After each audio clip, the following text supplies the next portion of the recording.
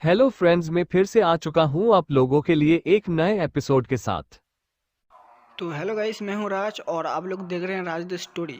तो आज का वीडियो शुरू करने से पहले मैं आप लोगों को बता दूं, अगर आप लोग चैनल पर नए आए हो तो प्लीज़ चैनल को लाइक सब्सक्राइब एंड कमेंट जरूर कर देना। तो शुरू करते हैं आज का स्टोरी, तब तक के लिए बाय बाय। च 433 शौर्य बनाम दुर्जन। शौर्य और उसके साथी जौलापुरी में पहुंच गए थे। यहां आते ही शौर्य ने यहां के लोगों के आम इंसानों के साथ हो रहे व्यवहार को देखा और उसका माथा थैंक गया।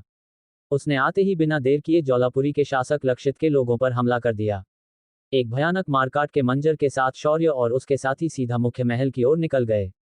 ये महल एक समय में अग्निकुल का मुख्य महल था, लेकिन आज इस पर धराकुल का कब्जा था। शौर्य के आवाहन पर लक्षित अपनी चतुरंगी सेना को शौर्य पर व्यूह रचकर हमला करने भेज देता है। धातु साधन हमले के तीसरे चरण का उपयोग करके लक्षित शौर्य और उसके साथियों पर हमला कर देता है। इस हमले में सैनिकों के हाथ की विशाल धातु की ढालें जमीन पर सरकते हुए शौर्य और उसके साथियों की ओर बढ़ जाती है। इस हमले में जैसे जैसे वो ढालें शौर्य की ओर बढ़ रही थी, वैसे वैसे उनकी सतह से धातु के विशाल तीर निकलकर शौर्य के ऊपर हमला कर रहे थे। शौर्य इस हमले को देखकर चकित हुआ था, पर उसके और उसके साथियों के चेहरे पर कोई चिंता नजर नहीं आ रही थी। तभी जैसे ही सभी ढालें जुड़ने वाली थी, तभी उनमें से आधी ढलें ऊपर चढ़ गई और फिर एक बार ढालें आगे बढ़ने लगी थी। ये नज़ारा देखकर शौर्य के चेहरे के भाव थोड़े बदल गए और फिर आगे ऐसे ही एक के ऊपर एक ढालें आगे बढ़ते हुए उनकी तरफ आते जा रही थी और वो ऊपर चढ़ती जा रही थी। ऊपर से शौर्य और उसके साथी अपने ऊपर आ रहे तीरों को भी छका रहे थे। अंत में जब सारी ढालें शौर्य से 10 मीटर के अंतर पर आ गई, तब तक उन्होंने शौर्य के ऊपर एक गुंबद बना लिया था और शौर्य उसके अंदर फंस गया था।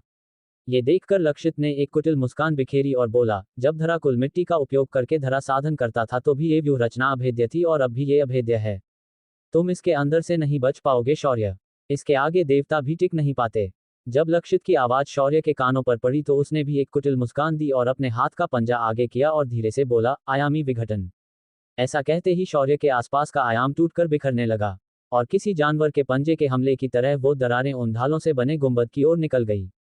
जैसे ही वो दरारें उस गुंबद की साथ से टकराए, एक चरमराहट की आवाज हुई और देखते ही देखते सारी ढालें पिघलने लगी और एक के बाद एक विघटित होकर धूल में बदल गईं।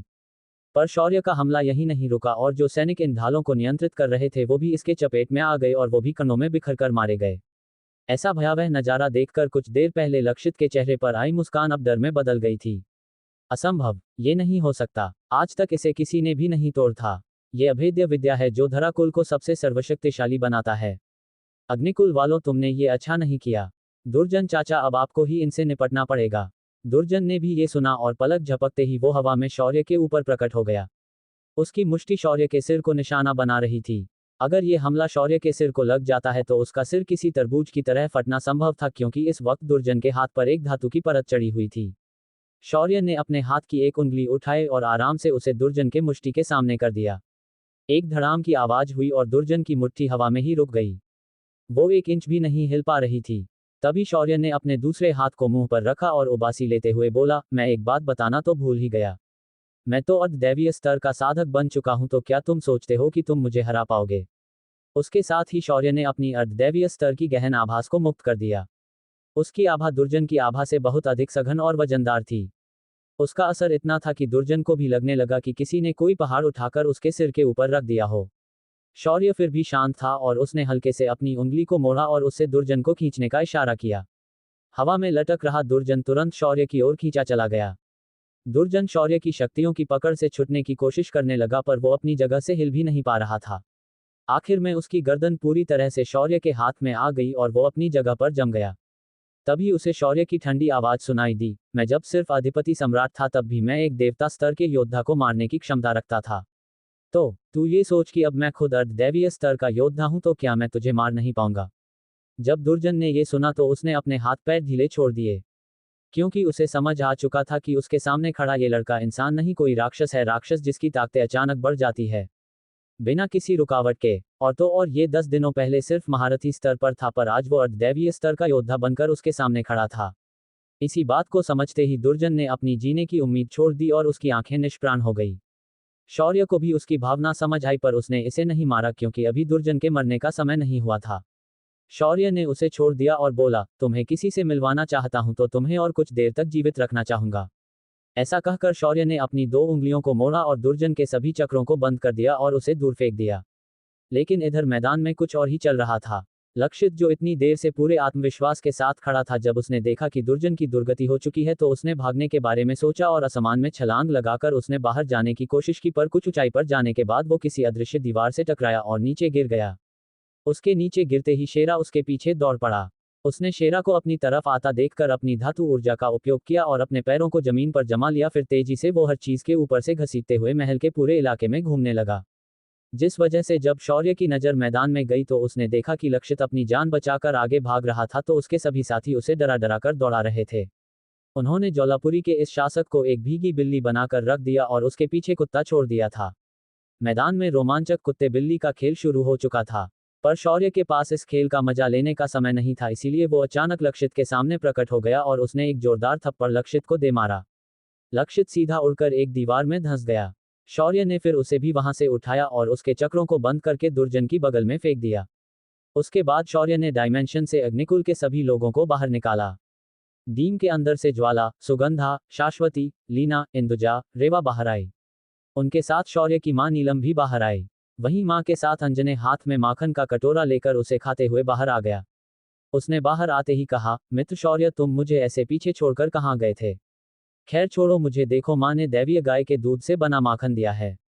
इसका स्वाद सबसे स्वादिष्ट है। ये सुनकर शौर्य सिर्फ मुस्कुराया, क्योंकि वो अंजने से मजाक करने का दुस्साहस नहीं कर सकता था। अंजने के पीछे अग्निकुल के सभी योद्धा और लीना के शाखा परिवार के सभी योद्धा बाहर निकल आए। इस वक्त इन सैनिकों की शक्तियां काफी खतरनाक लग रही थी। उनकी सभी की शक्तियां अब स्वर्ग स्तर की हो चुकी थी, पर इस वक्त उनका अनुशासन देखने लायक था। उन्होंने बाहर आते ही एक घुटने पर बैठकर शौर्य को प्रणाम किया और फिर सावधान मुद्रा में पीछे जाकर खड़े हो गए। शौर्य ने फिर दुर्जन की ओर इशारा करते हुए कहा, परदादी, मुझे लगता है आपको इस बच्चे से मिलना चाहिए। इसका नाम दुर्जन है। दुर्जन का नाम सुनकर सुगंधा की आंखें सिकुड़ गई और उसने दुर्जन को घूर कर देखा और गहरी आवाज में बोली, दुर्जन, तो तुम भी अपने दादा के कदमों पर चल पड़े हो। क्या तुम्हें इतनी घृणा थी अग्निकुल कम से, जो तुमने अपने ही सगे भाई बहनों को मार डाला बस इसीलिए क्योंकि उनके खून में अग्नि तत्व था और तुम्हारे खून में धरती का तत्व था? ये सुनकर दुर्जन को पहले तो कुछ समझ नहीं आया, पर जा उसने सुगंधा के बोलने का लहजा सुना तो अचानक उसकी धड़कनें चुक गई और उसके मुंह से आवाज आई, बबा बड़ी दादी, आप जीवित है? ये कैसे हो सकता है? मुझे लगा ये बस एक महज अफवाह है, पर आप इतनी जवान कैसे हो सकती है? दुर्जन ने हैरानी के साथ कई सारे सवाल सुगंधा को ही कर डाले। इस पर सुगंधा ने गहरी आवाज में कहा, मैं जीवित हूं, ये मेरे गुरु की कृपा थी। पर तुम लोग जीवित नहीं रहोगे, ये शौर्य की कृपा होगी। तुमने आज तक जो अन्याय अत्याचार किए हैं इसका दंड तुम्हें खुद भर देंगे, अग्निकुल का शौर्य नहीं। ऐसा कहकर सुगंधा शौर्य की ओर मुड़ गई और गहरी आवाज में बोली, इसका उचित न्याय करो। अगर ये दोषी है तो उसे सजा दो और अगर ये निर्दोष है तो इसे मुक्त कर दो। शौर्य ने हाँ में अपना सिर हिलाया और अपना राजदंड बाहर निकाला। उसके साथ ही एक प्रचंड दमनकारी भैरव आभा हर तरफ फैल गई। शौर्य के राजदंड से एक रोशनी की किरण निकली और उसने दुर्जन को घेर लिया। अगले ही पल दुर्जन के सिर के ऊपर उसने किए पाप और पुण्य चित्र रूप में दिखाई देने लगे। जब रोशनी हटी तो स्पष्ट लाल अक्षरों में वहां उसके सिर पर कुछ लिख नजर आ रहा था, मृत्युदंड। उसके नीचे दुर्जन द्वारा की गई निर्दोषों की हत्या और अमानुष अत्याचार की एक पूरी लिस्ट थी। शौर्य का चेहरा काला पड़ गया और उसने दांत पीसते हुए कहा, दुर्जन, तुम सच में एक दुर्जन हो। तुम्हें जीने का कोई अधिकार नहीं है। इसके साथ ही राजदंड से एक और शक्तिशाली किरण निकली और उसने दुर्जन के शरीर को कण कण में तोड़ दिया। देखते ही देखते भयानक चीखों के साथ अनंत में विलीन हो गया। जब तक शौर्य दुर्जन का फैसला कर रहा था तब तक उसके सैनिकों ने महल के अंदर जाकर लक्षित के परिवार के लोगों को बाहर लाया। शौर्य ने उन पर एक नजर डाली और उनकी ओर बढ़ने लगा। शौर्य को अपने बेटों, बहू और पत्नियों की तरफ ऐसे जाते हुए देखकर लक्षित तिलमिला उठा और बोला, रुक जाओ शौर्य, ऐसा मत करो। वो लोग निर्दोष है, तुम उन्हें छू नहीं सकते। उन्होंने तुम्हारा कुछ नहीं बिगाड़ा है। ये सुनकर शौर्य को जोरदार हंसी आई और शौर्य ने खींचते हुए कहा, क्यों भाई, जब तुमने अग्निकुल के औरतों बच्चों को मार डाला तब तुम्हारे मन में या तुम्हारे बुजुर्गों के मन में ये विचार नहीं आया कि ये बच्चे हैं, ये मासूम औरतें हैं, इनका कुल के इस झगड़े में कोई दोष नहीं है। पर तुमने और तुम्हारे कुल ने ऐसा नहीं सोचा था। ये सुनकर लक्षित के परिवार की औरतें और बच्चे शौर्य को डर से देखने लगे। उनकी नजरों को भांपकर शौर्य हल्के से मुस्कुराया और बोला, घबराओ मत, मैं तुम्हारे धराकुल की तरह पिट में खंजर मारने वाले लोगों में से नहीं हूं। मैं तुम्हें कुछ नहीं करूंगा। तुम लोग यहां से चुपचाप बाहर चले जाओ, तुम्हें कोई नहीं रोकेगा। पर आज के बाद ज्वालापुरी में धराकुल का कोई भी सदस्य मुझे दिखना नहीं चाहिए। ऐसा कहकर शौर्य ने उन्हें जाने का इशारा किया। औरतें और बच्चे तुरंत वहां से चले गए। उनके पीछे कुछ मर्द भी थे जो उनके पीछे छुपकर जाना चाहते थे। तभी शौर्य ने एक गहरी आवाज में कहा, मर्दों को बाहर जाने की अनुमति नहीं है।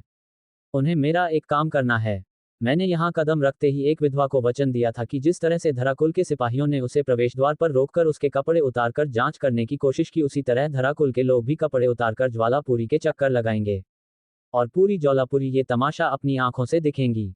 शौर्य का आदेश मिलते ही समर ने अपनी तलवार निकाली और सभी मर्दों के कपड़ों को उसने काटकर उन्हें पूरी तरह निर्वस्त्र कर दिया और कुछ योद्धाओं के साथ उन्हें शहर में घुमाने ले जाने के आदेश दिए। वहां खड़ी लड़कियों ने अपनी आंखें बंद कर लीं। तभी शौर्य ने दो जोड़ी तीखी आंखों को देखा। ये आंखें किसी और की नहीं, लक्षित के बड़े बेटे की थी। वो शौर्य को बदले की भावना से देख रहा था, पर इस वक्त वो स्क्वाड में नहीं था जहां वो शौर्य से लड़ सके। शौर्य ने अपनी आंखों से दल प्रमुख को इशारा किया और उस पर नजर रखने के लिए कहा। धराकुल के लक्षित सहित बाकी मर्दों को लेकर अग्निकुल के योद्धा शहर में घुमाने लेकर गए। पूरे शहर में हर कोई धराकुल के लोगों को देखता और थूककर आगे निकल जाता। कुछ लोगों ने तो अपने घर से सड़े गले फल, सब्जियां और यहां तक कि अंडों को भी इन पर फेंका और उन्हें श्राप भी दिया। धराकुल के लोग इसे सिर्फ सिर झुकाकर सुन सकते थे, मगर उन्होंने उसके खिलाफ बोलने की जरा भी हिम्मत नहीं दिखाई। आज शौर्य ने यूनुस सार्वजनिक अपमान किया था। कुछ हिम्मत वाले लोगों ने आगे आकर उन्हें रोका और धराकुल के लोगों के गालों पर थप्पड़ भी कर दिए। तभी भीड़ से सफेद सदी पहने एक औरत बाहर आए और वो लक्षित के बड़े बेटे अहिल के सामने खड़ी हो गई। उसने अपने हाथ में पकड़े खंजर को उठाया और किसी को कुछ समझ आए उससे पहले ही उसे अहिल के सीने में घोंप दिया। एक दर्दनाक चिंक के साथ अहिल जमीन पर गिर गया। तभी उस औरत ने ठंडी आवाज में कहा, तुमने सिर्फ मेरे शरीर को पाने के लिए मेरे पति और उसके परिवार को पहले बर्बाद किया और फिर मेरे पति की निर्मम हत्या भी कर दी, और फिर भी तुम्हारा मन नहीं भरा तो तुमने मुझे जानबूझकर सार्वजनिक तौर पर मेरे कपड़े उतारने के लिए मजबूर किया। तुम्हारे इस दुष्कृत्य की यही सजा है। ये वही विधवा थी जिसे आज प्रवेश द्वार पर रोक गया था। अहिल को खत्म करने के बाद वो मूड गई और वहां से चुपचाप चली गई। लक्षित इस मामले में कुछ भाव ना कर सकता था। उसने चुपचाप उस अपमान को सहन किया और वापस महल में शौर्य के सामने आ गया। शौर्य ने फिर अपनी तिरछी मुस्कान के साथ कहा, अब आप सभी लोग अपना अच्छा खासा अन्न प्रदर्शन करके वापस आ गए हो तो अब तुम्हें यहां से चले जाना चाहिए। शौर्य के आदेश पर सभी लोग तेजी से बाहर की ओर भाग गए। उन्हें ऐसा लग रहा था कि अगर शौर्य का दिमाग हिल गया तो वो उन्हें वापस अंदर बुलाकर मार देगा। उनके जाते ही शौर्य ने अपनी बंदूक को निकाला और फिर लक्षित से बोला, लक्षित तुमने बहुत सारे पाप किए हैं तो मैं तुम्हें जीवित नहीं जाने दे सकता, तुम्हें आज मारना ही होगा। उसके साथ ही धड़ाम की आवाज हुई और लक्षित का सिर फट गया। हर तरफ सन्नाटा पसर गया। शौर्य के इस हरकत पर क्या धराकुल प्रतिशोध लेने के लिए शौर्य पर हमला कर देगा? क्या शौर्य अपने इस नए शहर को अपने नियंत्रण में रखने में कामयाब हो जाएगा?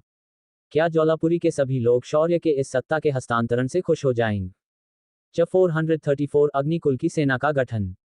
ज्वालापुरी शहर के बीचों बीच बने विशाल महल के सामने अग्निकुल के सैनिक अनुशासन में खड़े थे। आकाश में उगता सूरज उनके चेहरों पर सूर्य की कोमल किरणें मारकर उनका अभिषेक कर रहा था। वहां मौजूद हर सैनिक अपनी आंखें सामने की ओर गड़ाए खड़ा था। उन सभी के सामने लाल कवच पहने एक जवान लड़का खड़ा था जिसकी अभी मूछें भी नहीं फूटी थी। उसके हाथ में एक तलवार थी जिसे कपड़े में लपेट कर रखा हुआ था। उस लड़के के शरीर से स्वर्ग स्तर की भयानक आभा निकल रही थी और उसका पूरा शरीर किसी सीधी रेखा की तरह सीधा था। उस लड़के की नजरें बाज की तरह तेज और शेर की तरह पैनी थी। उसने एक गहरी सांस ली और कहा, मैं समर आपका नया सेनाध्यक्ष। आज से अग्निकुल के सभी सैनिक सीधा मेरे अंतर्गत आएंगे।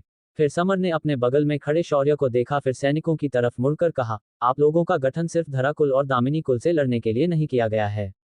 आप लोगों के कंधों पर इससे भी बड़ी जिम्मेदारी आने वाली है।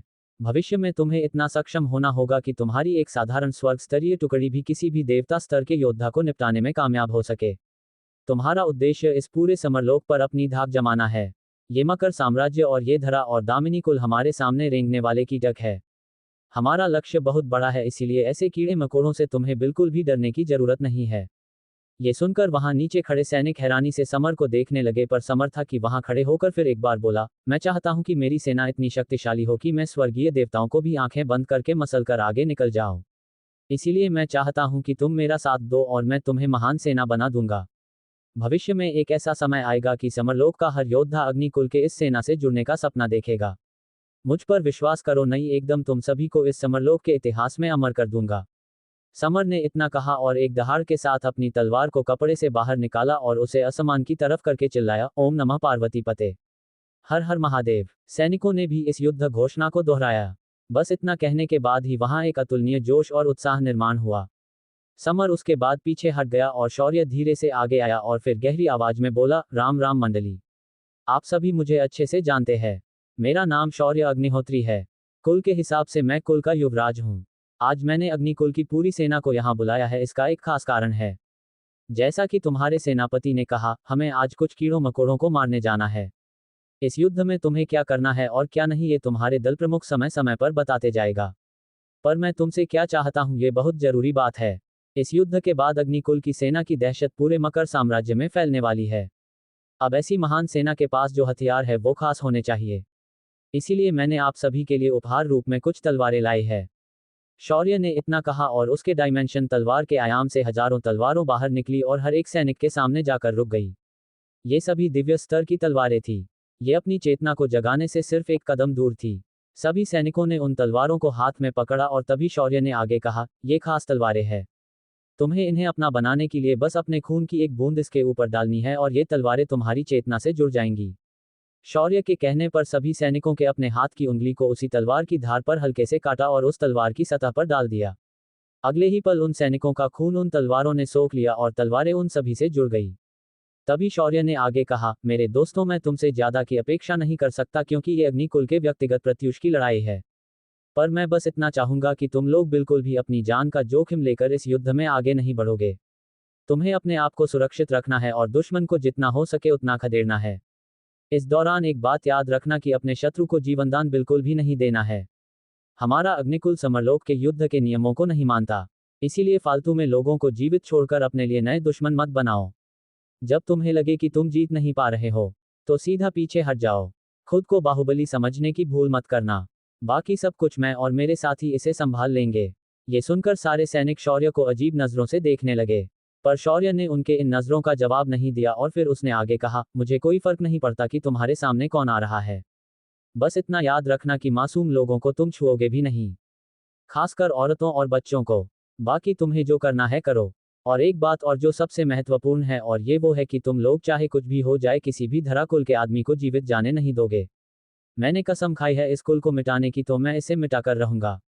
फिर शौर्य ने अपनी मुट्ठी को बंद किया और ऊपर उठाकर चिल्लाते हुए कहा, आज तक धराकुल ने अग्निकुल के और अग्निकुल से संबंधित लोगों को बहुत प्रताड़ित किया है। आज हम उस हर एक प्रताड़ना का प्रतिशोध लेंगे। मुझे आज उनकी चीखें सुननी है। मुझे आज उन्हें घुटनों पर देखना है। मैं आज अग्निकुल के इस प्रतिशोध को पूरे मध्य क्षेत्र के लिए उदाहरण बनाना चाहता हूँ। आज के बाद कोई भी अग्निकुल के विरुद्ध आंख उठाकर भी देखने की हिम्मत नहीं करेगा। उन्हें अग्निकुल के शासक का खौफ नहीं होना चाहिए, उन्हें अग्निकुल की सेना का डर होना चाहिए। मुझे आज एक ऐसी सेना चाहिए जो एक बार आगे आए तो इंसान ही क्या दानव भी कांपने चाहिए। और आज से इस सेना का अग्नि रूपी परचम हम पूरे मध्य क्षेत्र में लहराने जा रहे हैं। तो मेरे साथियों, क्या तुम तैयार हो इस महान कार्य के लिए अपना पूरा सहयोग देने के लिए?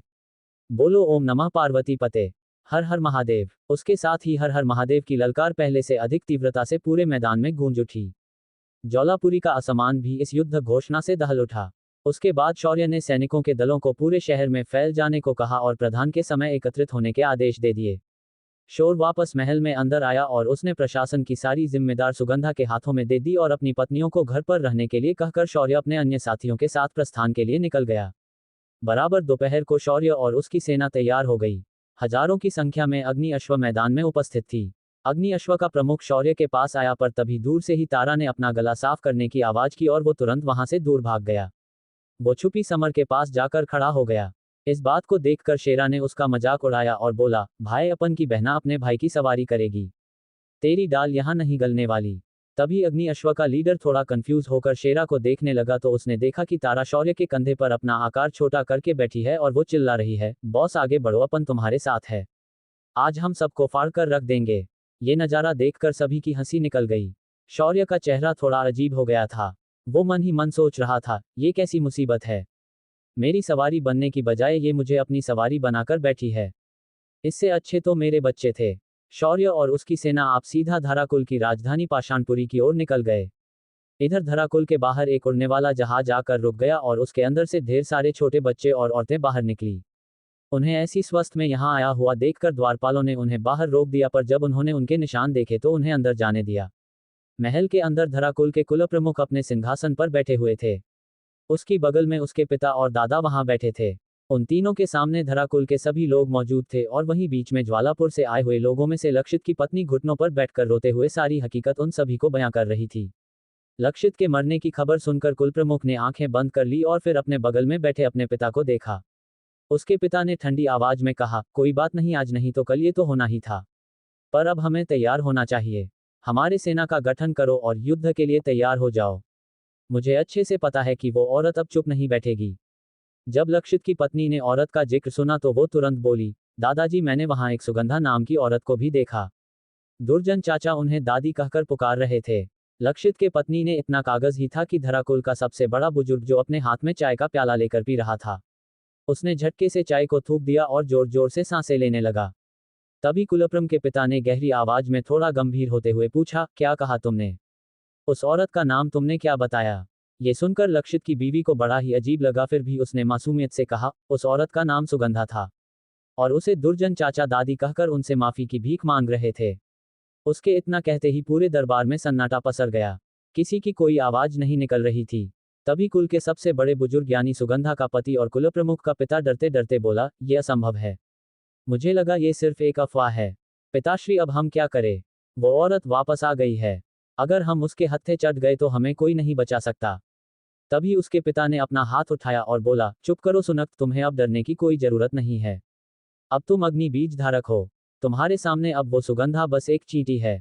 इसीलिए अब ऐसे डरना बंद करो और युद्ध की तैयारी करो। सुनक धराकुल का पूर्व कुलपति और सुगंधा का वही धोखेबाज पति था जिसने धोखे से उसे मारकर उसका अग्नि बीज ले लिया था। सुनक के पिता महेंद्र इस पूरे षड्यंत्र के कर्ता धर्ता थे। इस पूरे षड्यंत्र में धराकुल को बाकी कई छोटे मोटे कुल के लोगों ने साथ दी थी। और अब जब सुगंधा वापस आ गई है तो जाहिर था कि महेंद्र को थोड़ा डर लगन स्वाभाविक है। ऊपर से अग्निकुल की रक्षक भी मुक्त हो चुकी थी। इसका सीधा मतलब था कि अग्निकुल की सभी औरतें वापस पूरी ताकत के साथ आ गई है। महेंद्र ने उसके बाद वहां रुकना सही नहीं समझा और अपने कमरे में चला गया। फिर उसने अपने अलमारी से एक संचार मोती निकाला और अपनी आध्यात्मिक ऊर्जा प्रविष्ट करके किसी से संपर्क बनाया। फिर उसने दांत पीसते हुए कहा, वो डायन सुगंधा वापस आ चुकी है और ये खबर पक्की है। अगर इस युद्ध में धराकुल हार जाता है तो उनका अगला शिकार तुम लोग होगे। इतना कहकर महेंद्र ने संपर्क तोड़ दिया और एक और जगह पर संपर्क जोड़ा, फिर उसे भी यही वाक्य दोहराया। ऐसा उसने कुल 6 बार किया। फिर 7वीं बार उसने अपना संपर्क जोड़ा और पूरी इज्जत के साथ कहा, छोटे मालिक सुगंधा वापस आ गई है। मुझे लगता है कि आपको अब मध्य क्षेत्र के लिए लौट आना चाहिए। मैं अकेला उसका सामना नहीं कर पाऊंगा। तभी दूसरी तरफ से आवाज आई, कल्याण ऋषि की शिष्या वापस आ गई। हा, ये तो बड़ी खुशी की बात है। मैं अभी भी उस कल्याण ऋषि का ठिकाना ढूंढ रहा हूं और उसकी ये शिष्या वापस भी आ गई। इसका मतलब है वो विद्युत सम्राट के वापसी की खबर भी सही थी। कल्याण ऋषि, तुमने ये ठीक नहीं किया। मुझे भी वो पुनर्जन्म का रहस्य सीखना है। पर तुम हो कि कभी मेरे हाथ नहीं आते। पर कोई बात नहीं, तुम्हारे शिष्य तो मुझे मिल ही जाएंगे। हा, मुझे लगा कि अपने शिष्यों को ऐसे प्रताड़ित होते देखकर तुम वापस आ जाओगे, पर तुमने तो उन्हें सीधा पुनर्जन्म का रास्ता दिखा दिया और दूर हो बैठकर तमाशा देखते रहे। कोई बात नहीं, इस बार मैं खुद तुम्हारे इन दोनों शिष्यों से सारी जानकारी निकाल ही लूंगा। इतना कहने के बाद महेंद्र के हाथ के संचार मोती का संपर्क टूट गया। महेंद्र ने गहरी सांस ली और उसने वो संचार मोती अपनी अलमारी में रख दिया। इधर रास्ते में शौर्य और उसकी सेना पूरे रुबाब के साथ पाषाणपुरी की ओर बढ़ रही थी। उन्हें रास्ते में कई गांव और कई शहर मिले और जो धराकुल और उनके सहयोगियों के अधीन थे उन पर शौर्य ने कब्जा करना शुरू किया और अपने कुल का प्रभाव बढ़ाना जारी रखा। प्रस्थान के 2 दिनों बाद ही असमान में शौर्य ने कई सारे दरारों को बनाया और उनके अंदर से सबसे पहले 5 बच्चे निकले। उन्होंने आते ही शौर्य को पकड़ लिया। फिर उनके पीछे एक छोटे आकार की लोमड़ी निकली। उसके बाद एक खूबसूरत मगर बेहद ठंडे चेहरे की लड़की बाहर निकली। उनके पीछे एक ग्रिफिन बाहर आया। इनके आने के बाद उनके पीछे हजारों की संख्या में अर्धमानवों की सेना उन दरारों से बाहर निकली। तभी नागशिखा ने अपने हाथ से इशारा किया और सभी को एक स्थान पर अनुशासन के साथ खड़े रहने का आदेश दिया। वहीं कुछ ही देर में दूसरी दरार के अंदर से हजारों की संख्या में सुनहरे कवच पहने बंदूकधारी सैनिक बाहर निकले। ये सैनिक संगम साम्राज्य की ओर से आए हुए थे। उसके बाद वायुपुत्र कुल और उदकपुरी के सैनिक भी बाहर आए, पर इनकी संख्या बहुत छोटी थी। आखिर में चित्रकूट साम्राज्य की सेना बाहर निकली। इस सेना की संख्या 10,000 से भी ज्यादा थी, पर इनकी शक्तियां बेहद कम थी। शौर्य ने उन सभी को देखा और हाथ जोड़कर उन सभी का स्वागत किया। फिर उसने अपने बच्चों और साथियों का एक दूसरे के साथ परिचय करवाया और फिर उसने अंत में कहा, मुझे आज तक लगता था कि अग्निकुल और धराकुल की शत्रुता में सिर्फ ये 2 कुल और कुछ छोटे कुल ही शामिल है, पर इस पूरी धोखाधड़ी के पीछे एक अदृश्य शक्ति भी है जो इन सभी घटनाओं को पर्दे के पीछे से नियंत्रित कर रही थी। ये काफी शक्तिशाली शक्ति है और संभवतः हमारा सामना इस शक्ति से भी हो सकता है। शौर्य ने ये कहा तो सभी के चेहरे थोड़े गंभीर हो गए। उन्हें अब ये युद्ध किसी भी हाल में जितना ही था। कौन है ये आदमी जो कल्याण ऋषि के पीछे पड़ा था? क्या महेंद्र की चाल कामयाब हो जाएगी? क्या शौर्य धराकुल का पतन कर पाएगा? 435 शौर्य का गनिमिकावा। शौर्य ने अपनी सहयोगी दलों और साम्राज्यों की सेना की टुकड़ियों को गठित किया और सेना प्रमुखों के साथ उसने एक बैठक बुलाई। बैठक में बैठते ही शौर्य ने उसे अभी अभी प्राप्त जानकारी उसने अपने साथियों को दे दी। दरअसल शौर्य ने सिस्टम से कहकर संचार मोतियों के नेटवर्क को हैक कर लिया था। परिणाम स्वरूप शौर्य ने महेंद्र और बाकी लोगों की बातों को सुन लिया था। एक युद्ध के दौरान आपके पास आपकी शत्रु की कितनी जानकारी है ये मायने रखता है, न कि सेना। शौर्य ने उन सब की बातें ध्यान से सुनी और सारी जानकारी को अपने साथियों के समक्ष रख दिया। जब किसी बड़ी शक्ति के षड्यंत्र की जानकारी शौर्य ने अपने साथियों को दी तो उसके साथियों के चेहरे बिगड़ गए। तभी शेरा बीच में ही बोला, हाँ तो क्या हुआ अगर कोई बड़ी शक्ति इसके पीछे है? हम उसे भी रौंद कर खत्म कर देंगे।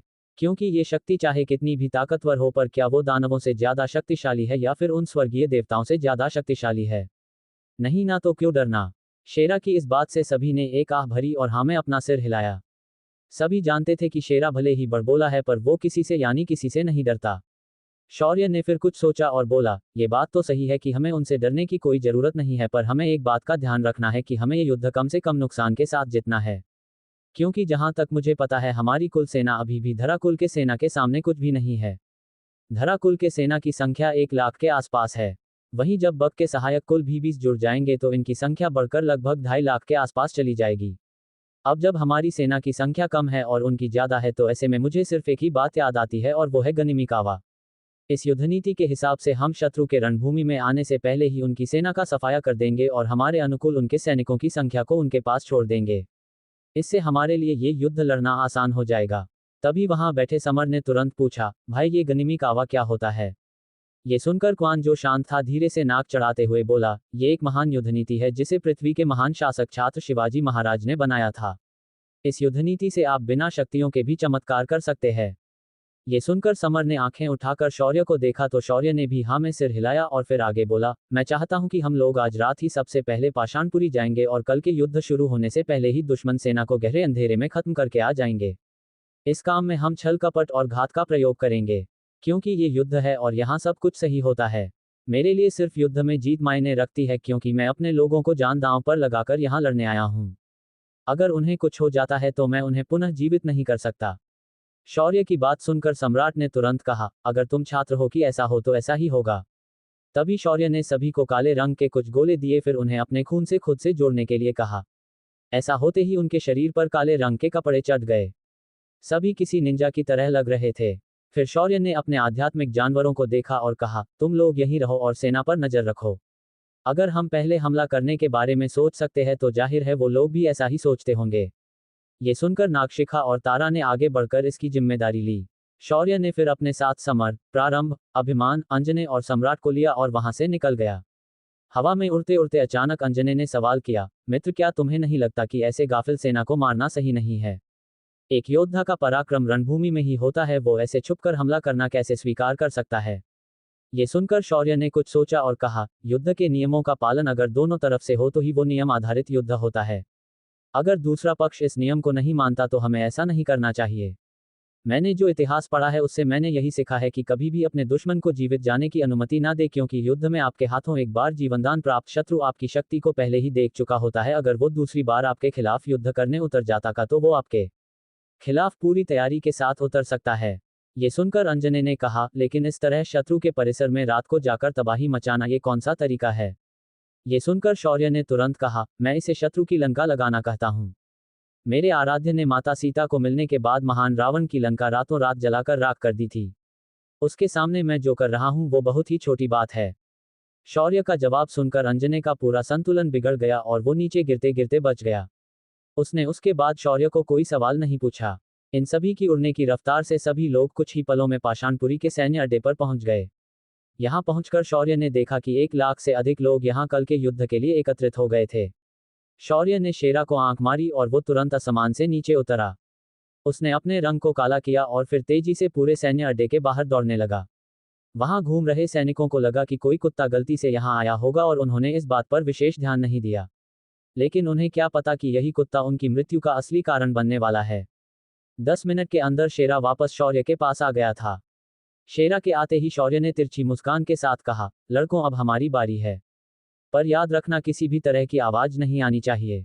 जितनी शांत से मार सको उतनी शांति से काम निपटना। उसके साथ ही शौर्य ने छलांग लगाई और किसी काले साए की तरह वो उन सैनिकों के बीच से गुजरने लगा। जहां जहां शौर्य गुजारा वहां वहां लाशें गिरने शुरू हो गई। इधर बाकी लड़कों ने भी अपने हाथों में खंजर पकड़े और काम पर लग गए। सिर्फ अंजने और शेरा ही आसमान में रुके हुए थे। अंजने ने एक आह भरते हुए कहा, हे प्रभु, अब मैं मेरे इस मित्र को कैसे समझाऊं कि लंका दहन एक काज था जिसे करना था, पर इसका आदर्श ये ऐसा लेगा ये मैंने नहीं सोचा था। तभी शेरा ने थोड़ा चिढ़ाते हुए कहा, आप कुछ ही दिनों में इसके टेढ़े दिमाग के आदी हो जाएंगे। ये सुनकर अंजने ने सिर्फ हाँ में सिर हिलाया और कुछ नहीं बोला। शौर्य और उसके साथियों ने अंदर ऐसी तबाही मचाई थी कि हर तरफ सिर्फ लाशें बिखरी हुई थी। रात का अंधेरा जैसा जैसा गहरा रहा था वैसे वैसे शौर्य और उसके साथियों की रफ्तार अधिक तेज हो रही थी। शौर्य भी अचानक बहुत ज्यादा जोश में आ गया और उसके बाद उसने जोरदार प्रहार करने शुरू कर दिए और बचे हुए सभी सैनिक तुरंत सतर्क हो गए। पर अब तक देर हो चुकी थी। तभी सम्राट चुचकारते हुए बोला, पहले इसने ही शांति भंग कर दी है। ना ये कभी कुछ शांति से करता है और दूसरों को कुछ करने देता है। बस लंबे लंबे शांति पर भाषण देता है और फिर खुद ही गला फाड़कर चिल्लाता है। बाकी लोग भी तुरंत इस बात पर सहमत हो गए। इधर देखते ही देखते वहां सिर्फ 10,000 सैनिक बचे हुए थे। पर अभी भी शौर्य और उसके साथियों में से कोई भी थका नहीं था। आरंभ ने भी पागलों की तरह हंसते हुए कहा, मित्र शौर्य, अभी तो शुरुआत हुई है, पर उनकी संख्या खत्म हो गई है। इस पर शौर्य ने अपने सामने आए हुए सैनिकों को देखा और फिर बोला, चिंता ना करो, हमारा यहाँ का काम हो चुका है, पर इनकी जो रास्ते में मदद आ रही है वहां भी तुम्हें अपनी ताकत आजमाने का मौका मिल जाएगा। ये सुनकर आरंभ ने किसी पागल हत्यारे की तरह अपने ओंठों पर जीभ को फेरा और अपने भाले को अपनी पीठ पर रख दिया। इधर बचे हुए सैनिक उन्हें घेरने के लिए आगे बढ़े ही थे कि शौर्य ने उनकी तरफ देखकर हाथ लहराया और फिर स्पेस की दरार से बाहर निकल गया।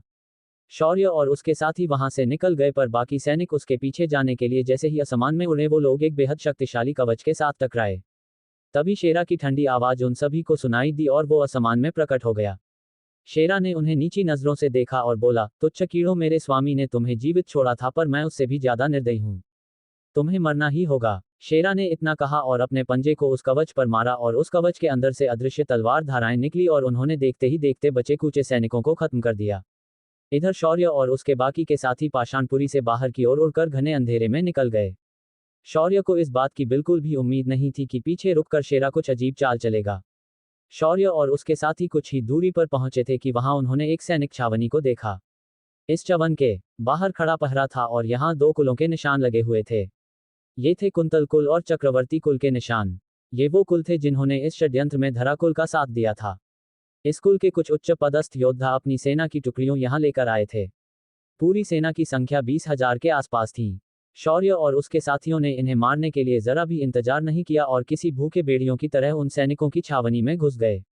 देखते ही देखते कुछ मुट्ठी भर लोगों ने पूरी छावनी को लाशों के ढेर में बदल दिया। चक्रवर्ती कुल और कुंतल कुल के उच्च पदस्थ योद्धाओं को इस बात की भनक भी नहीं लगी और शौर्य और उसके साथी वहां आकर चुपचाप अपना काम निपटाकर चले गए। उसके बाद शौर्य और उसके साथी वहां से पूर्व दिशा की ओर निकल गए और उन्हें वहां भी एक छावनी मिली। ये सिर्फ 10,000 की थी। शौर्य और उसके साथियों ने इसे भी पलक झपकते खामोश कर दिया।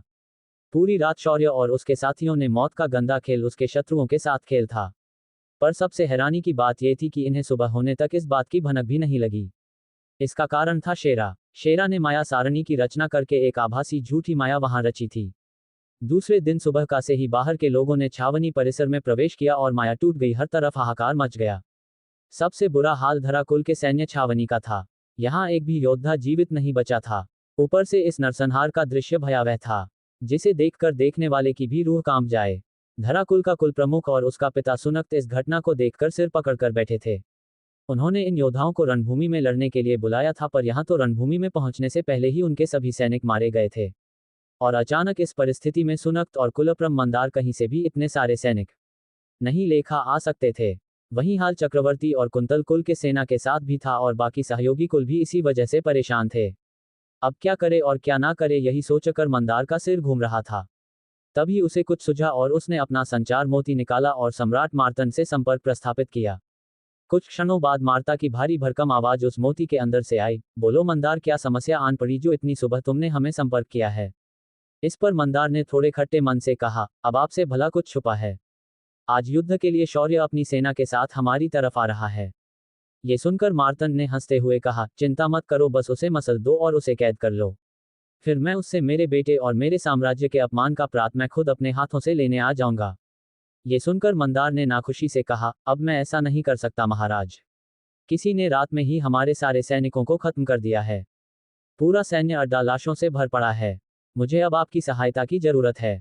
ये सुनकर मार्तंड कुछ देर के लिए शांत हो गया, फिर उसने कुछ सोचते हुए कहा, लगता है ये शौर्य बेहद धूर्त और चालाक है और तुम उसके सामने अब हार चुके हो। अगर इस युद्ध में तुम बच गए तो हम भविष्य में जरूर एक दूसरे की सहायता करेंगे। पर इस वक्त मैं अग्निकुल के विरुद्ध तुम्हारी कोई सहायता नहीं कर सकता, क्योंकि तुम भी अच्छे से जानते हो कि दिव्य गुरुकुल ने इस बात को अपने हाथ में लिया है। इतना कहकर मार्तंड ने बिना मंदार की बात सुने संपर्क खंडित कर दिया। तभी महेंद्र वहां पहुंचा और गंदा सा मुंह बनाकर बोला, हमारी मदद के लिए आ रहे सभी कुलों की सेनाओं को भी किसी ने खत्म कर दिया है। ये सुनकर मंदार ने अपने हाथ का संपर्क मोती जमीन पर दे मारा और गुस्से से बोला, शौर्य अग्निहोत्री, तुम इतने क्रूर कैसे हो सकते हो? तुमने युद्ध के नियमों के साथ छल किया है। इसका दंड तुम्हें अवश्य मिलेगा। मैं अपने लाखों सैनिकों की मौत का बदला तुमसे लेकर रहूंगा। मंद की चीख पूरे सैन्य अड्डे पर गूंज उठी। यहां तक कि आसपास के इलाके के जंगली जानवर भी डरकर दूर भाग गए। तभी आसमान से एक दूत सीधा उनके सामने उतरा और बोला, महाराज, अनर्थ हो गया। शौर्य लगभग अपनी 30,000 सेना के साथ रणभूमि में पहुंच गया है। उसके साथ कई निशान लगाकर आ रही सेनाएं हैं। इनमें 2 मध्य क्षेत्र की है और बाकियों को मैं नहीं जानता। एक वायुपुत्र कुल की है और दूसरी उदयपुरी की है। ये सुनकर मंदार के माथे पर पसीना उभर आया। आता भी क्यों नहीं, क्योंकि ये 2 ही संगठन काफी थे उनके पूरे धराकुल को डुबाने के लिए। इधर शौर्य आराम से चलते हुए सबसे आगे जा रहा था। उसके कंधे पर इस वक्त उसकी चंद्रहास विराजमान थी और उसकी चाल एकदम आक्रामक और रुबाबदार लग रही थी। उसके चेहरे से आत्मविश्वास साफ झलक रहा था। धराकुल को उसने एक ही रात में बाहुबली से चूहाबली बना दिया था। क्या होगी शौर्य की अगली रणनीति? क्या ये युद्ध ऐसे ही खत्म हो जाएगा? क्या मंदार और महेंद्र चलेंगे कोई दूसरी चाल? 436 इसे युद्ध कहते हैं। पाषाणपुरी के बाहरी हिस्से में बड़े से मैदान में अग्निकुल की सेना आकर रुकी हुई थी। उनके आगे एक कुत्ता खड़ा था जो पाषाणपुरी के किले नुमा बाहरी तटबंदी को देख रहा था। सामने बनी तटबंदी के ऊपर कई लोग उपस्थित थे। इनमें से चक्रवर्ती कुल के प्रमुख योद्धा, कुंतल कुल के योद्धा, मौर्य कुल के योद्धा और अन्य छोटे कुलों के योद्धा मौजूद थे। लेकिन अजीब बात तो ये थी कि उनके प्रवेश द्वार के बाहर उनकी सेना नहीं थी। वहां पूरी तरह से सन्नाटा था। शौर्य जो शेरा के पीछे खड़ा था, उसके चेहरे पर एक मुस्कान थी और उसके हाथों की उंगलियों बार बार चंद्रहास पर घूम रही थी। शौर्य के अंदर का युद्ध का देवता आज तबाही मचाने के लिए उछल रहा था। पीछे खड़े सम्राट ने जब ये देखा तो उसने शांति से शौर्य के कंधे पर हाथ रखा और बोला, जरा ठंड रख शौर्य, इतना उत्साहित मत हो। ये सुनकर शौर्य की एक्साइटमेंट थोड़ी कम हुई, पर उसकी आंखें अभी भी उत्तेजित थी। इधर धराकुल का मंदार कवच और शस्त्र धारण करके आगे खड़ा था और तटबंदी से शौर्य और उसकी सेना को निहार रहा था। उसकी नजरों में शौर्य की ये सेना बेहद कमजोर थी, पर इस वक्त उसके पास इतनी भी सेना नहीं थी। उसकी आंखों ने शौर्य के लिए बेतहाशा घृणा देखी जा सकती थी। तभी मंदार ने अपनी मुट्ठियां भींची और गुस्से से दहाड़ते हुए कहा, अग्निकुल के छलिए कपटी इंसान, तू सच्चा योद्धा नहीं है। तुझे इस युद्धभूमि में आने की कोई जरूरत नहीं है। तू योद्धा नहीं, धोखेबाज है। तुमने छल किया है। मैं तुम्हें। तभी आगे खड़े शेरा ने ऊंची आवाज में भौंका। उसके भौंकने की आवाज बहुत ही गहरी और गड़ी थी। उसकी आवाज से अचानक सामने के लोग तुरंत चुप हो गए। मंदार के बाकी के शब्द उसके मुंह में वापस चले गए। अरे छमिया, मतलब धराकुल के चाचा ऐसे औरतों की तरह क्यों मुंह चला रहा है? मर्द है तो नीचे आ और इस मर्द से 2-2 हाथ कर। तेरी सेना कहाँ है? अब ये मत कहना कि तुझे पता नहीं था कि हम आ रहे हैं। शेरा की ये बात सुनकर अचानक मंदार का मुंह बिगड़ गया, जैसे उसने कोई गंदी चीज निगल ली हो। क्योंकि उसके सामने एक कुत्ता खड़ा था और वो उसे मर्द होने की बात कह रहा था। ये उसके कुल का सर्वोच्च अपमान था। आज एक कुत्ता आगे आकर उसे और उसके कुल को ललकार रहा था। ऐसा अपमान आज तक किसी का नहीं हुआ था। मंदार ने एक गहरी सांस ली और शेरा को घूर कर देखा, फिर उसके पीछे खड़े शौर्य की ओर उंगली की और बोला, शर्म आनी चाहिए तुम्हें शौर्य। तुमने ये ठीक नहीं किया। क्या यही संस्कार दिए हैं तुम्हें अग्निकुल के लोगों ने? तुम एक कुत्ते को हमसे बात करने भेज रहे हो? आगे आओ और खुद हमसे बात करो। तभी शेरा ने बीच में ही टोका, आवाज नीचे चपड़, गंजू, इज्जत से बात करने का मेरे स्वामी से तेरी औकात नहीं है। उसके साथ बात करने की, जो भी कहना है अपन से बोल। तू नीचे आकर लड़ेगा या हम अंदर आए, इतना बता। मंदार ने ये सुनने के बाद अपना आपा खो दिया और चिल्लाते हुए बोला, बहुत हुआ तुम्हारा। मैं एक कुल प्रमुख हूं। तभी शेरा ने भी उसे जवाब दिया, तो क्या तो क्या हुआ, तू कुल प्रमुख है, पर यह भी सच है कि तू एक धोखेबाज, पीठ में खंजर घोंपने वाले कुल का प्रमुख है। तेरी औकात अपन से भी नीचे है साले। शेरा के तीखे शब्द सुनकर तटबंदी पर खड़े लोगों के गुस्से का पारा चढ़ने लगा था। हर किसी के दांत किटकिटाने लगे थे। उन सभी के मन में बस एक ही बात चल रही थी कि वो किसी भी तरह इस कुत्ते और उसके साथियों को पकड़ ले और आराम से बैठकर इन्हें ऐसी पीड़ा देकर मारे कि ये जीवन भर इसे याद रखे, पर इनके सपने सिर्फ सपने थे। मंदार ने अपने पीछे एक बार नजर घुमाई जहां उनके सिर्फ मुट्ठी भर बचे कुचे सैनिक थे। उन मुट्ठी भर सैनिकों को देखकर उसने गहरी आवाज में कहा, आज हमारा शत्रु हमारे प्रवेश द्वार पर खड़ा है। अब ये युद्ध अटल है। अपने आप को तैयार करो और युद्ध के लिए रणभूमि में उतर जाओ। इतना कहते ही उसके सैनिकों ने अपने हाथ की तलवार और ढाल को पीट दिया और दहाड़ लगाए। सभी सैनिकों की आवाज बाहर तक गूंज गई, जिसे शौर्य ने भी सुना था। उसने चिल्लाते हुए अपने सैनिकों को कहा, तैयार हो जाओ, हमारी शिकार बाहर आ रही है। अपनी ताकत दिखाओ। शौर्य की आवाज सुनकर उसके सैनिकों ने भी दहाड़े लगाए। पाषाणपुरी का भव्य प्रवेश द्वार खुला और अनुशासनबद्ध धराकुल के सैनिक बाहर आकर कतार बनाकर खड़े होने लगे। पलक झपकते ही उनके सारे सैनिक बाहर निकल आए थे, पर शौर्य को इंतजार कहा था। उसने चिल्लाते हुए कहा, खत्म कर दो सालों को, इन्हें कोई व्यूहरचना बनाने मत देना। आदेश मिलते ही शौर्य के सैनिक आसमान में उड़ गए और व्यूहरचना बनाने की कोशिश में लगे धराकुल के सैनिकों पर टूट पड़े। एक भयानक घमासान मच गया। मंदार दांत पीसते हुए बोला, कुछ तो शर्म करो, छलिए ये युद्ध नीति की खिलाफ है। तुम ये सही नहीं कर रहे हो। ये सुनकर शौर्य हंसा, तभी शेरा ने उसका जवाब आगे बढ़कर दिया, ये युद्ध नीति क्या है कुल प्रमुख चाचा? इसे कमजोर योद्धाओं ने अपने लिए बनाई है। तुम्हारी युद्ध नीति कमजोरों की निशानी है। इसमें हमारी कोई गलती नहीं है। और तुम धारा कुल वाले कब से युद्ध नीति की बात करने लगे बे? जब तुमने अपन की परदादी को मारा था तब कहा थी तुम्हारी युद्ध नीति। शेरा के इस जवाब ने मंदार का मुंह बंद कर दिया। नीचे शौर्य के सैनिकों ने भयानक मारकाट मचा दी थी। भले इन सैनिकों के युद्ध स्तर समान थे, पर शौर्य के लोगों के पास दिव्य हथियार थे, जिनके सामने इनका टिक पाना मुश्किल ही नामुमकिन था। शौर्य भी इस युद्ध में कूदना चाहता था, पर तभी उसे सम्राट और बाकी लड़कों ने पकड़ लिया और बोले, नहीं, तुम नीचे नहीं जाओगे। चुपचाप यहाँ खड़े रहकर इसे देखो, हमारे लिए बड़ी मछलियां रखी हुई है। ये सुनकर शौर्य ने मुंह फूला लिया और बगल में जाकर जमीन पर बैठ गया। सैनिकों के उतरने के बाद अब बारी थी सेनापतियों की। धराकुल की तरफ से चक्रवर्ती कुल का सबसे बड़ा बेटा और भावी कुल प्रमुख अपने सफेद घोड़े पर बैठकर हाथ में तलवार पकड़कर तेजी से प्रवेश द्वार से बाहर निकल आया। उसे मैदान में उतरते देखकर समर ने अपनी पकड़ तलवार पर मजबूत कर दी और उसने अग्नि अश्व के सरदार को इशारा किया। अग्नि अश्वों का सरदार अर्धदैवीय स्तर का जानवर था। वो सामान्य घोड़े से कई ज्यादा, या कहे भयानक ज्यादा शक्तिशाली था। एक सामान्य सफेद घोड़े की रफ्तार इसके सामने कुछ भी नहीं थी। अग्नि अश्व ने एक जोरदार किलकारी लगाई और दोनों खुरों को ऊपर उठाया और एक डैश के साथ वो भीड़ में घुस गया। उसके अंदर आते ही सारे सैनिक उड़कर बगल में हो गए। चक्रवर्ती कुल का सेनापति कुछ समझ पाता उससे पहले ही समर उसके सामने था। समर की तलवार बिल्जी की तरह लौकी और उसने सेनापति का सिर धड़ से अलग कर दिया। ये नजारा देखकर पूरी की पूरी लड़ाई तुरंत रुक गई और हर तरफ सन्नाटा पसर गया। मंदार फिर एक बार शिकायत करते हुए अपनी नाभि के केंद्र से चिल्लाया, शौर्य, तुम इसे युद्ध कहते हो? ये एक तरफा दमन है, दमन। तुम्हारे इस कृत्य के लिए मैं तुम्हें माफ नहीं करूंगा। ऐसा कहकर आखिर मंदार का संयम टूट गया और उसने तटबंदी से नीचे छलांग लगाई और समर पर हमला बोल दिया। उसका वार काफी घटक था, क्योंकि उसने धातु तत्व को जागृत कर लिया था और उसने कई सारे नुकीले भाले हाव में प्रकट करके समर पर दे मारे। अग्नि अश्व ने आते हुए खतरे को भांप लिया और पूरी रफ्तार से वो उस जगह से गायब हो गया और आसमान में मंदार के सामने आ गया। समर ने अग्नि अश्व के पीठ से छलांग लगाई और प्राचीन तलवार तकनीक का प्रयोग करके उसने दो झोंके तलवार धार के मंदार पर दे मारे। मंदार ने चौड़ी धातु की परत को अपने चारों ओर बनाया, खुद को इस वार से बचा लिया। समर भी रणभूमि में तुरंत नीचे उतरा और फिर उसने अपनी तलवार से एक बार और दो हमले एक के बाद एक मंदार की तरफ कर दिए। इस बार मंदार ने इसे बिल्कुल नहीं रोक और धातु की चार धाराएं हवा में प्रकट की और उनके विरुद्ध फेंक दिया। दोनों वार आसमान में टकरा गए और एक जोरदार धमाका हो गया। इसी समय समर ने जमीन छोड़ी और आसमान के मंदार के पीछे प्रकट हो गया। धमाके की वजह से मंदार अभी संभल नहीं पाया था, जिस वजह से उसका हल्का ध्यान भटक गया था। समर ने उसके पीछे आकर अपनी तलवार से उसके पीठ पर वार कर दिया, पर अचानक मंदार ने समय रहते खतरे को भांप लिया और पीठ पर कवच प्रकट कर लिया। पर फिर भी ये हमला काफी जबरदस्त था।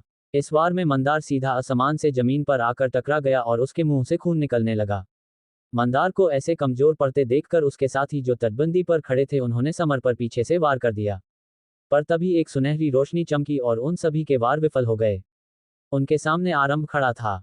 उसका भाला लंबा होकर उन सभी के हमलों को नाकाम कर चुका था। आरंभ ने अपने भाले को किसी चक्री की तरह गोल घुमाया और बोला, अरे भाई इतनी भी क्या जल्दी है, जरा हमसे भी तो मिलो। समर और आरंभ एक दूसरे के बगल में खड़े हो गए और उनके सामने थे मंदार और बाकी के कुलों के वरिष्ठ और कुल प्रमुख। अब यहाँ असली खेल था संख्या का। उन्हें ऐसा घिरा देखकर सम्राट को थोड़ी चिंता हुई, पर तभी अंजने ने उसे रोक दिया और बोला, चिंता मत करो, ये सभी 8 के 8 लोग भी इन दोनों का कुछ नहीं बिगाड़ पाएंगे। ये सुनकर सम्राट ने राहत की सांस ली और सामने चल रही लड़ाई को देखने लगा। शौर्य भी बेचैनी से लड़े को सिर्फ देख रहा था, पर उसे इंतजार था बड़ी मछलियों का जो अभी तक बाहर नहीं आई थी। इधर समर और आरंभ ने लड़ाई की कमान संभाली थी। उन दोनों के भाला और तलवार का कौशल एक दूसरे के लिए इतने पूरक थे कि उनकी ताकत कई गुना बढ़ गई थी। उन दोनों ने एक रणनीति के तहत अपने सामने के 8 लोगों पर अलग अलग दिशा से हमले कर दिए। उनके ये हमले इतने घटक थे कि उनके सामने खड़े 8 लोग इन्हें सहन नहीं कर पा रहे थे और हर हमले के बाद वो लोग उड़कर पीछे खदेड़े जा रहे थे। इन 8 के हर हमले का मुंह तोड़ जवाब दिया जा रहा था। इन दोनों बच्चों की ऐसी तेजी और फिरती को देखकर वो 8 लगभग हताश हो गए थे। उनकी ऊर्जा भी खत्म होने लगी थी। पर ये दोनों थे कि अभी भी उनके माथे पर पसीने की एक बूंद भी नहीं थी। नीचे शौर्य की सेना ने पूरी तरह से धराकुल की सेना को तबाह कर दिया था, जिस वजह से उनके कई सैनिक शहर के अंदर डरकर भाग गए। नीचे चल रहा युद्ध खत्म होते देखकर मंदार ने गुस्से से अपनी तलवार नीचे खड़े सैनिकों की तरफ घुमा दी। ये देखकर समर और आरंभ भी हैरान हो गए। मंदार ने दांत पीसते हुए कहा, तुमने मेरे सभी सैनिक मारे हैं ना? तो फिर मैं भी तुम्हारे सैनिकों को मौत के घाट उतार दूंगा। उसका वार एकदम सटीक और बेहद घटक था। अगर कोई सैनिक इसके चपेट में आ जाता तो निश्चित था कि उनमें से कोई भी जीवित नहीं बचता। पर इसी वक्त 2 खुर हवा में अचानक मंदार की बगल में दिखे और धड़ाम की आवाज के साथ मंदार उड़कर दूर जा गिरा और उसका साधित हमला हवा में ही नष्ट हो गया। एक घोड़े की चीत्कार सुनाई दी और मंदार के ऊपर एक घोड़ा नजर आया जिसका पूरा शरीर आग की लपट जल रही थी। उसके बाल पूरी तरह आग में जल रहे थे। मंदार ने जब इस घोड़े को अपने सामने देखा तो उसकी सांसें अटक गई, क्योंकि अग्नि अश्व ने पहले अपना असली रूप नहीं दिखाया था और अब दिखाया तो मंदार की फट गई। क्योंकि ये अश्व एक ऐसा अस्तित्व था जिसके सामने देवता स्तर का योद्धा भी ज्यादा नहीं उछल सकता था। अग्नि अश्व ने आसमान से नीचे उतरकर मंदार के सीने पर अगले दोनों पैरों को पटक दिया। मंदार ने अपनी बची कुची ऊर्जा को प्रकट किया और एक धातु की परत को अपने ऊपर बना लिया। पर घोड़े के खोर उस परस्त को तोड़कर अंदर घुस गए और उन्होंने मंदार को घायल कर दिया। अग्नि अश्व मंदार को खत्म करने के लिए अपना आखिरी दांव चलने वाला था, पर तभी प्रवेश द्वार के असमान से एक आवाज आई, मूर्ख अश्व, तेरी हिम्मत कैसे हुई मेरे बेटे को क्षति पहुंचाने की? तुझे अपने जीवन का भय नहीं है? असमान से पिघले हुए धातु का एक हमला अग्नि अश्व पर हो गया। अग्नि अश्व में उससे बचने की कोशिश की, पर उसे एहसास हुआ कि वो इससे बच नहीं सकता। तभी अग्नि अश्व ने नीचे पड़े घायल मंदार को तुरंत मुंह में दबाकर उठाया और आते हुए हमले की ओर फेंक दिया। असमान से आ रहे उस पिघले धातु का लाल रस सीधा मंदार के शरीर पर गिर गया और उसने मंदार की वहीं झुलसा दिया। सुनक ने एक जबरदस्त दहाड़ मारी और गुस्से से पागल हो गया। उसने अपने हाथों से अपने बेटे की मौत लिख दी थी। उसके अंदर का पिता तड़प उठा और उसने गुस्से से अग्नि अश्व के ऊपर एक के बाद एक लगातार कई सारे हमले कर दिए। अग्नि अश्व ने अपनी आंखें बंद कर दी और अपनी जगह से नहीं हिला, तभी अचानक वहां बिजली की तरंगें प्रकट हुई और उन्होंने उस पिघले हुए धातु को हवा में ही नष्ट कर दिया। उसके बाद एक गहरी आवाज आई, एक कुलप्रमुख ऐसे युद्ध में उपयोग में लाए गए जीव पर ऐसे हमला करना शोभा नहीं देता। ये सुनकर सुनक चिढ़ते हुए बोला, बेशर्मी की भी हद होती है अग्निकुल वालों, तुम्हारे इस जीव ने मेरे बेटे को मार डाला और तुम अभी भी मुझे युद्ध का पाठ पढ़ा रहे हो। तुम्हें लज्जा नहीं आती? ये सुनकर सम्राट ने अपना सिर घुमा लिया और मन में ही बोला, इन बेशर्म लोगों के साथ आजकल मैं भी बेशर्म बन रहा हूं। सुनक उसके बाद बातों पर वक्त बर्बाद करने की बजाय सीधा सम्राट पर हमला कर दिया। सुनक एक कसा हुआ और अनुभवी योद्धा था। उसने कई लड़ाइयां लड़ी थी जिस वजह से उसका हर दांव घटक और सटीक था। पर उसके सामने 2 जन्म जिया हुआ सम्राट था, वो सम्राट जिसे विद्युत सम्राट की उपाधि से नवाजा गया था। अब उसके सामने सुनक की चालें कैसे टिक पाएंगी? दोनों ने एक दूसरे पर घमासान वार किए और एक दूसरे को परास्त करने के लिए आगे बढ़ने लगे। सम्राट ने अपने दोनों हाथों को अजीब तरह से मोड़ा और अपनी 2 उंगलियों को सीधा करके उनमें से विद्युत धारा को चारों तरफ फैला दिया और उसने हंसते हुए कहा, सुनक, तुम काफी भाग्यवान हो जो तुम्हें आज मेरी इस खास तकनीक का सामना करने का मौका मिला है। ये तकनीक मेरी अपनी बनाई नई तकनीक है। इसे मैंने नाम दिया है विद्युत उर्मी। इतना कहने के बाद कई सारी विद्युत तरंगें किसी चाबुक की गुच्छे की तरह सम्राट के उंगलियों पर नाचने लगी और उसके चेहरे पर एक कातिलाना मुस्कान तैर गई। क्या थी ये तकनीक जो सम्राट इस्तेमाल करने जा रहा था?